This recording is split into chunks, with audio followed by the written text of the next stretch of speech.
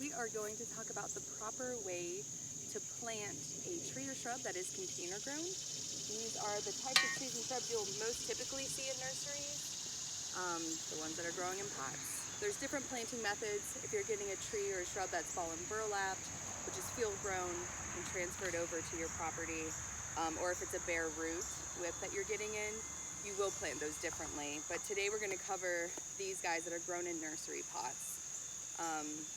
So we've got our shrub here. This is a Caryopteris Blue Mist, one of my favorite shrubs. Beautiful, long blooming, drought tolerant. Bees absolutely love it.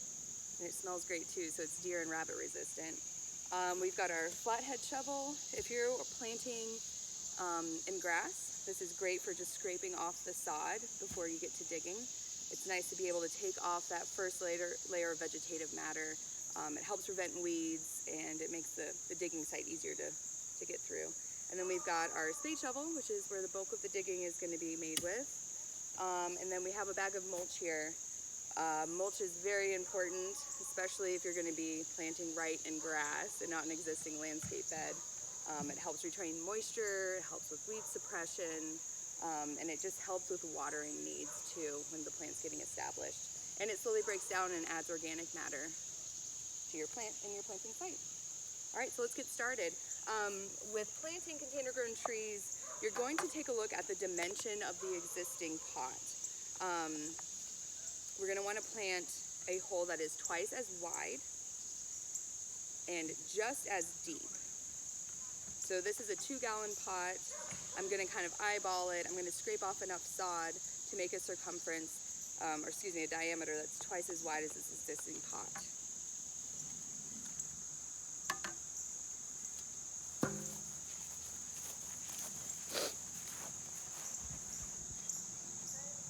All right, so the sod is scraped off.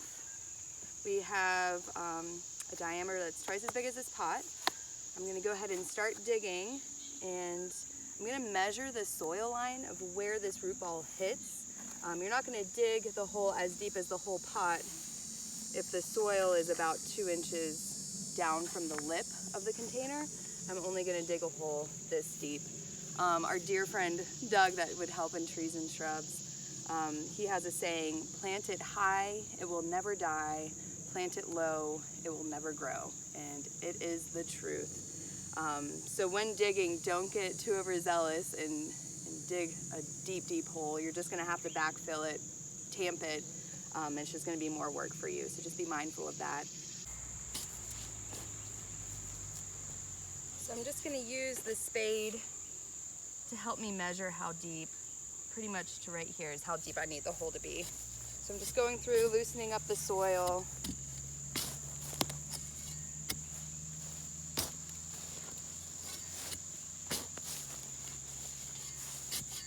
You're gonna use this soil to plant your tree and shrub in, so it's best if you loosen it up just to make it a little bit easier when it comes time to putting it back in.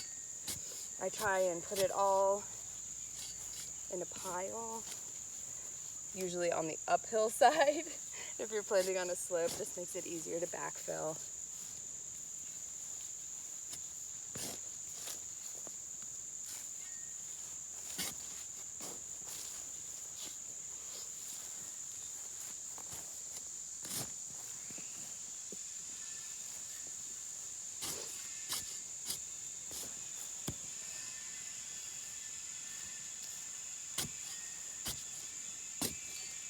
If you were planting in heavy clay soil, I would recommend going along the side of the hole and trying to make some gouges just to help the roots find little nooks and crannies to be able to grow into the parent matter or the soil existing around the hole. I am digging in pretty sandy, loamy soil. We're right next to a creek, so that must be why. There's all different soil types. Heavy clay is pretty predominant around here. It's definitely a challenge for a lot of people in their gardens. It does tend to hold more moisture, so you want to be mindful of your watering because it doesn't drain as fast as sandy, loamy soil.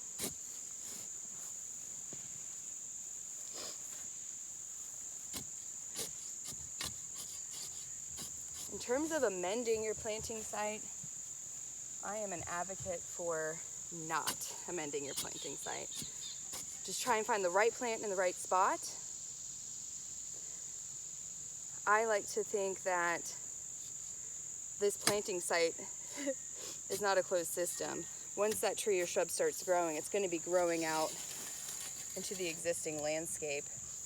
If you give it too much organic matter, too much fertilizer, too much everything, if you coddle it right here in this hole, it's going to start binding its roots and growing around in circles, eating up exactly what it wants, instead of reaching out and going out into the existing soil. So I tend to not amend my soil, and this is also not the time to fertilize either.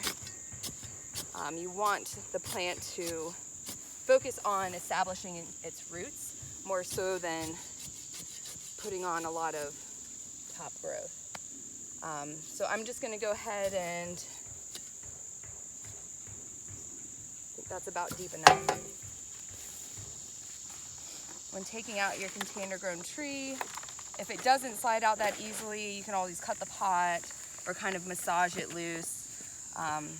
Container grown plants are notorious for being pretty root bound. So this is what we have here. As you can see, there's lots of healthy roots at the bottom that do start growing in circles.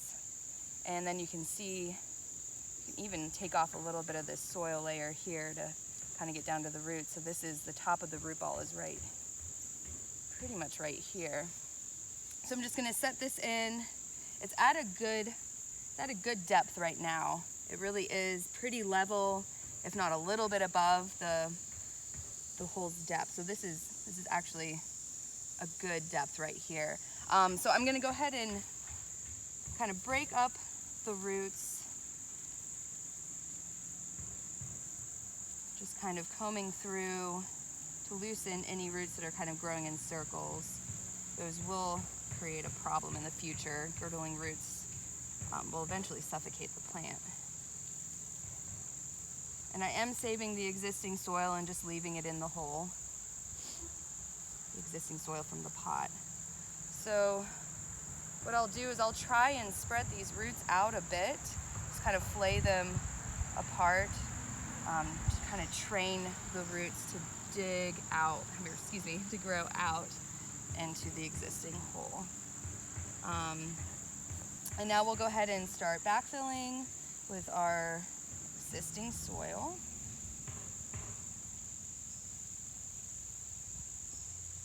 If there's any big rocks or roots, feel free to take those out.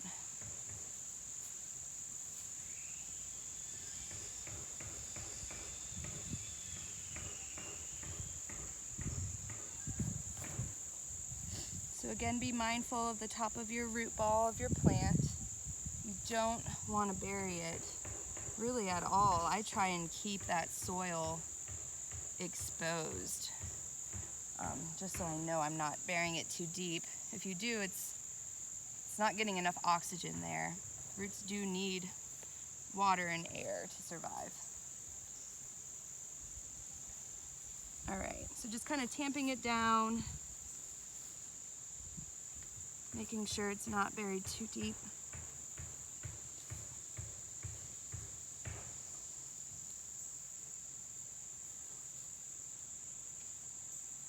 If you were planting a tree and it was pretty tall and lanky and you're worried about winds or stabilizing it, this would be a good time to go ahead and put some stakes and lines to try and stabilize it. We can post some more information about that. But this guy's going to be in a place where he won't need much support. I'm just making sure this is all kind of tamped in. You don't want it too firm, but you don't want it too loose, because when you water it, if it's too loose, it'll start sinking. If it's too tamped in, you're not allowing enough air pockets and airflow and water to penetrate through. All right, so for mulching, helps with water retention, weed suppression, releasing organic matter into the soil. It's a good thing. When mulching, be mindful not to put mulch up against the trunk. Mulch stays wet. It promotes rot if it's up against living tissue. The proper depth to mulch, I like to mulch 2 to 3 inches thick and go all the way around the perimeter. And again, I try to keep away from the trunk at least an inch.